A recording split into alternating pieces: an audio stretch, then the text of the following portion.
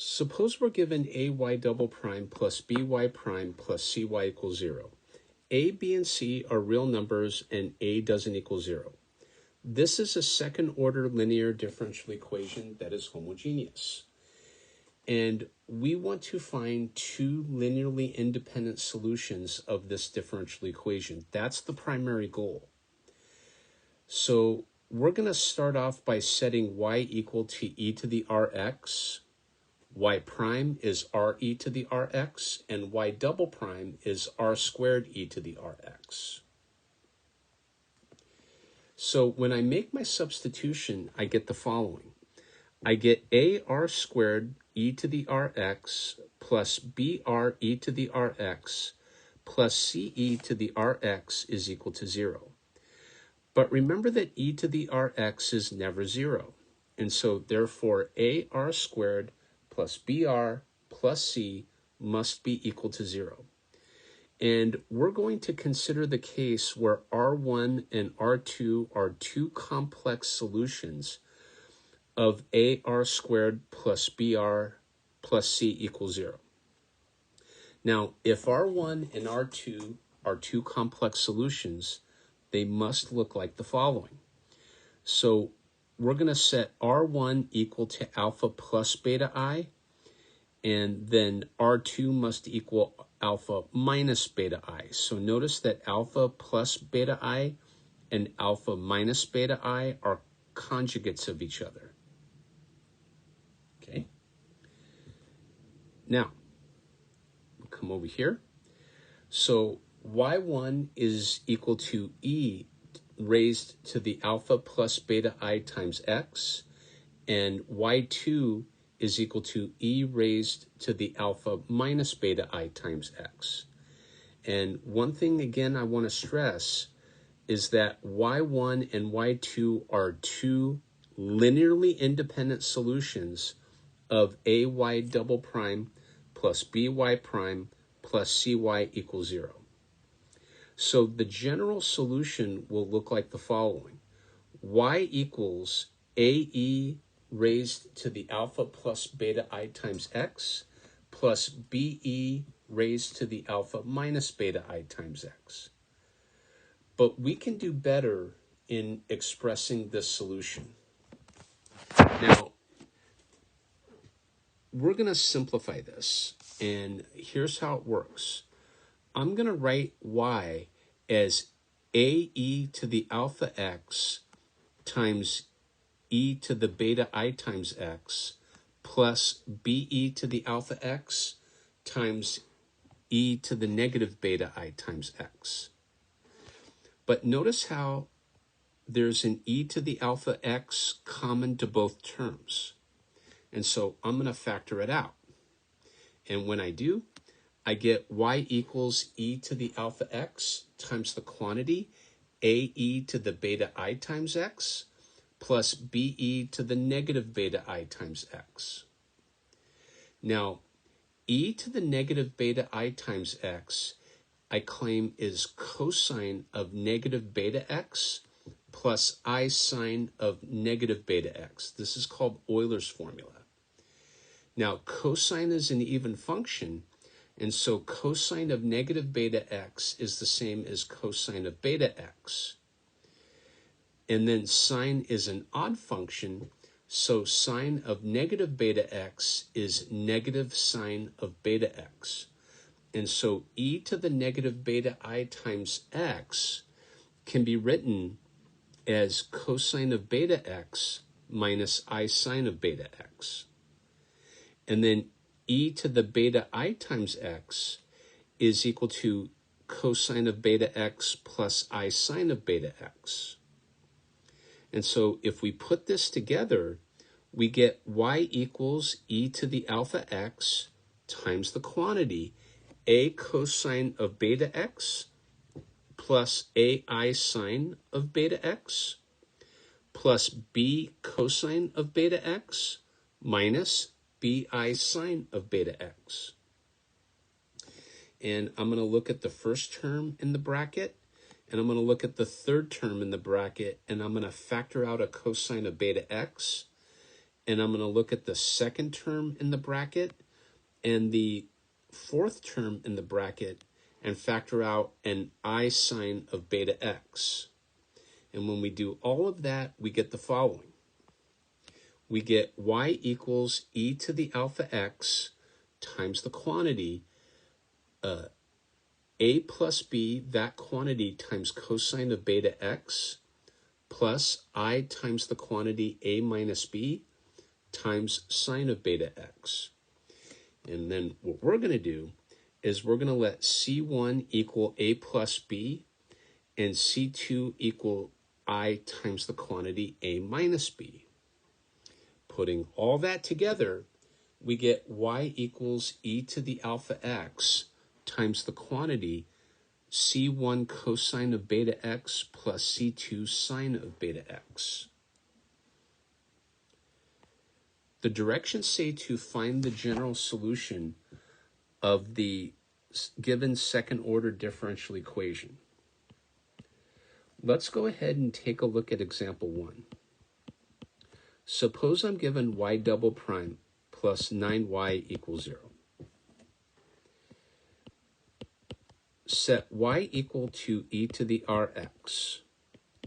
Y prime is re to the rx, and y double prime is r squared e to the rx. So when I make my substitution, I get the following. I get r squared e to the rx plus 9e to the rx is equal to 0. And I'm going to divide out by e to the rx. And I'm going to essentially divide both sides of the equation by e to the rx. When I do, I get r squared plus 9 equals 0. So r squared equals negative 9, and when I solve for r, I get plus or minus 3i. Now, what does that tell me? That says alpha equals 0, and then beta equals 3. Now, we are in a position to write the general solution.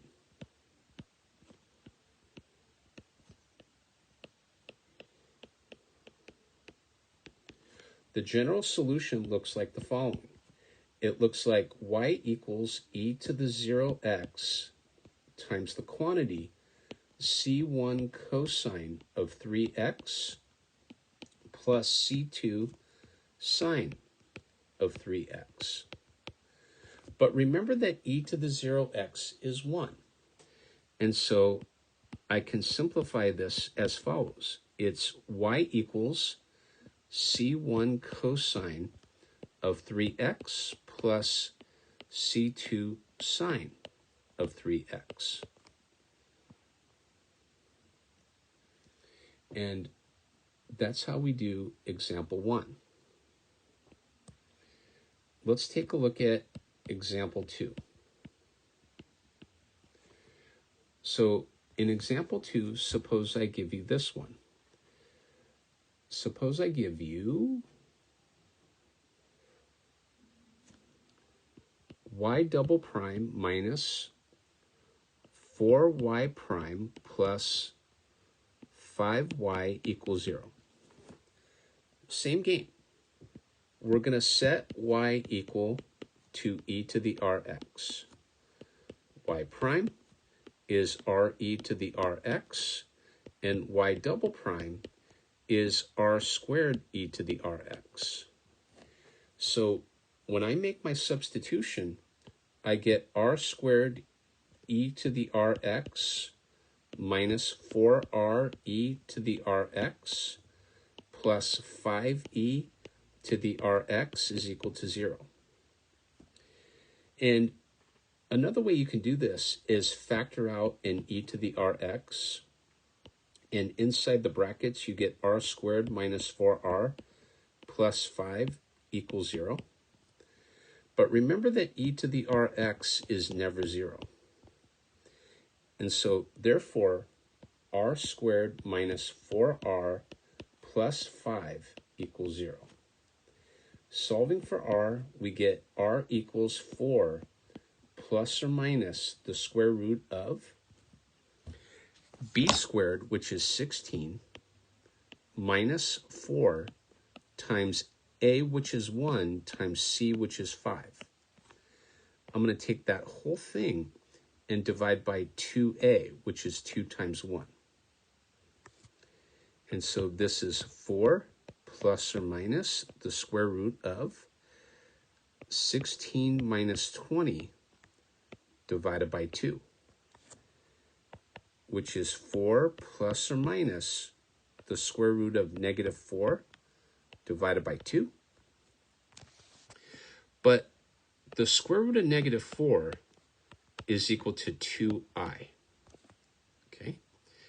And so therefore, r equals 4 plus or minus 2i divided by 2. But if we split the fraction up, we can write this as 2 plus or minus I. So it simplifies really, really, really nicely. And in this problem, alpha equals 2 and beta equals 1. And so this is what the general solution should look like. So over here, I'm going to write general solution. And then I write y equals e to the 2x times the quantity c1 cosine of x plus c2 sine of x. Because remember, beta is 1, and 1 times x is x. So that's example 2. Let's take a look at example 3. Suppose I give you the following. 2y double prime minus 3y prime plus 4y equals 0. Set y equal to e to the rx. Take the first and second derivative. So the first derivative will be re to the rx, and y double prime is r squared e to the rx. And so making my substitution, I get the following. I get 2r squared e to the rx minus 3r e to the rx plus 4e to the rx is equal to 0. If I factor out an e to the rx, I get e to the rx times the quantity 2r squared minus 3r plus 4 is equal to 0. But again, e to the rx is never 0. So 2r squared minus 3r plus 4 equals 0. Solve for r. So r is 3 plus or minus the square root of 9 minus 4 times 2 times 4. And we're going to take that and divide by 2 times 2. Okay, so this is really good. And so when we go ahead and go further, we get 3 plus or minus the square root of 9 minus 32, all divided by 4. And so r is 3 plus or minus the square root of, that's negative 23 divided by 4. And you have to split the fraction. And so this is 3/4 plus or minus I times the square root of 23 divided by 4. Great question, because now look, you need to identify your alpha and beta. Your alpha, if you come over here, is that 3/4. Your beta is square root of 23 divided by 4. And so my general solution will look like the following. It'll look like y equals e to the 3/4 x times the quantity c1 cosine of square root of 23 divided by 4x plus c2 times sine. So let me add that sine here. So c2 sine of square root of 23 divided by 4x. And that's example 3. Let's do one last example here.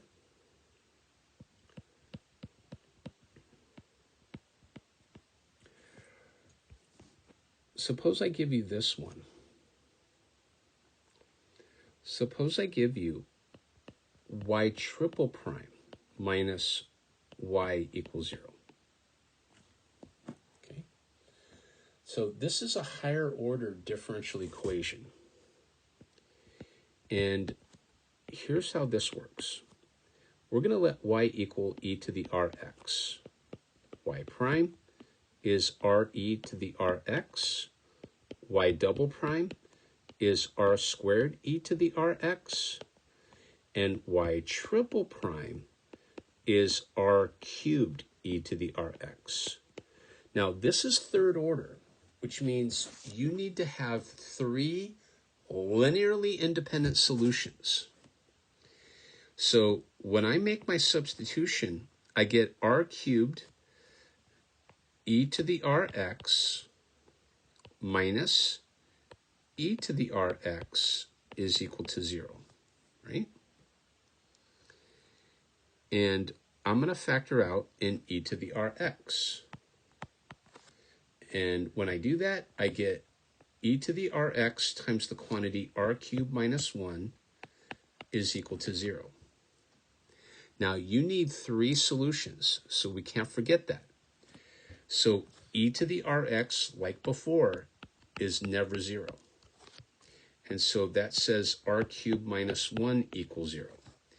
And it turns out you're going to have 1 real solution and 2 complex solutions. So recall, a cubed minus b cubed is a minus b times a squared plus ab plus b squared. So r cubed minus 1 cubed equals 0, right? And so r minus 1 times r squared plus r plus 1 is equal to 0, which says r is 1, or r squared plus r plus 1 is equal to 0. Now, we can solve this piece by the quadratic formula. So r is equal to 1, or r is negative 1 plus or minus the square root of. Now, I'm going to take b squared, which is 1 squared, and that's 1, minus 4 times 1 times 1, all divided by 2.